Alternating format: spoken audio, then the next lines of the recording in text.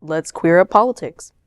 15-year-old gives Ron DeSantis verbal smackdown, gets kicked out of GOP event. A 15-year-old political journalist named Quinn Martin was kicked out of an event organized by New Hampshire Republican Party because he once asked Florida Governor Ron DeSantis a question whose answer made him look foolish. Martin has received press credentials to cover the event. However, a Republican woman removed him from the summit, accusing him of misrepresenting himself to gain access to the event. The alleged question was asked at the campaign event on June 27th by Martin to DeSantis about former President Donald Trump's repeated refusal to concede his loss in the 2020 presidential election. DeSantis tried to dodge the yes or no question, but he failed miserably. And on top of that, his response went viral, adding to his embarrassment. Let's queer up gay culture. Dylan Mulvaney discussed the joy of being authentic at award ceremony.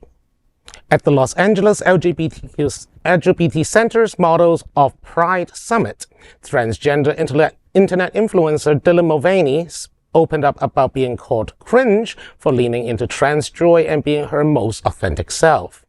Mulvaney was there to accept the center's Models of Pride Award. It is an award given each year to a positive role model uplifting the LGBTQ+ youth. In a conversation with Philip Picardi, the center's chief marketing and communications officer, Mulvaney said that her joyful persona online is not put on, it's real, and it's purposeful. Mulvaney's approach towards her identity shows that despite transphobia and the struggle, the trans experience is also a joyful one. Let's queer up entertainment. Madonna kicked off her career-spanning celebration tour after facing health issues. Madonna's celebration tour kicked off in London at O2 Arena, marking her first performance since suffering what her manager called a serious bacterial infection that led to hospitalization in an intensive care unit for several days back in June. On stage, Madonna talked about the crazy year she had and that neither she nor her doctors thought she'd make it through. She said her children spurred her on. The opening night of the tour also marked the 27th birthday of daughter Lourdes Leon, who appeared on stage with her mother. Let's queer up gay culture. Biden honors Matthew Shepard on the 25th anniversary of his death and warns of increasing LGBTQ violence. President Joe Biden acknowledged the 25th anniversary of Matthew Shepard's death on Thursday and condemned the nation's recent uptick in anti-LGBTQ+ violence and threats and active violence. Shepard was a University of Wyoming freshman who was abducted, robbed, and beaten into a coma on October 6, 1998. The two men who attacked Shepard tied him to a fence in freezing weather. He was discovered 18 hours later by a bicyclist who initially mistook him for a scarecrow. Shepard died in a Colorado hospital on October 12, 1998, surrounded by family. The two assailants, Aaron McKinley and Russell Henderson, were sentenced to life in prison for first-degree murder, but they were not charged with hate crimes. At the time, attacks motivated by victims' sexual orientation or gender identity did not qualify as hate crimes under Wyoming law. In a statement, President Biden said, quote, "Matthew's tragic and senseless murder shook the consciousness of the American people, and his courageous parents, Judy and Dennis Shepard, turned Matthew's memory into a movement, galvanizing millions of people to combat the scourge of anti-LGBTQ hate and violence in America," end quote. Let's queer up politics.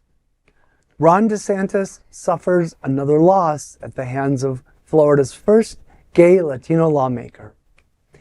Anti-gay Governor Ron DeSantis often touts his record during the pandemic, even though it's largely a myth. Florida ranks fourth in the country in total deaths behind California, Texas, and New York, and in deaths per capita, Florida ranks 22nd.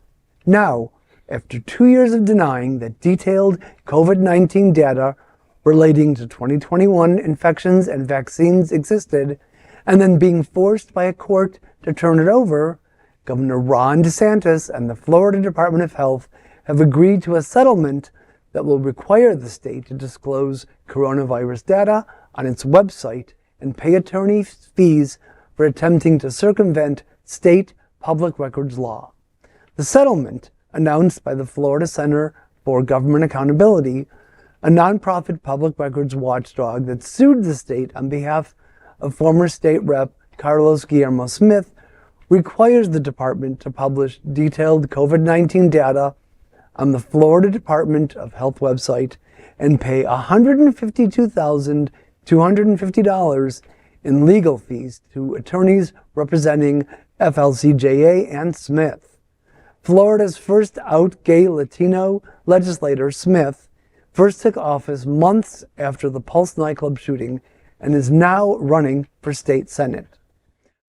Keep watching the only television news in the world from our LGBTQ+ community and stay informed on everything that is important for and about our diverse LGBTQ+ community.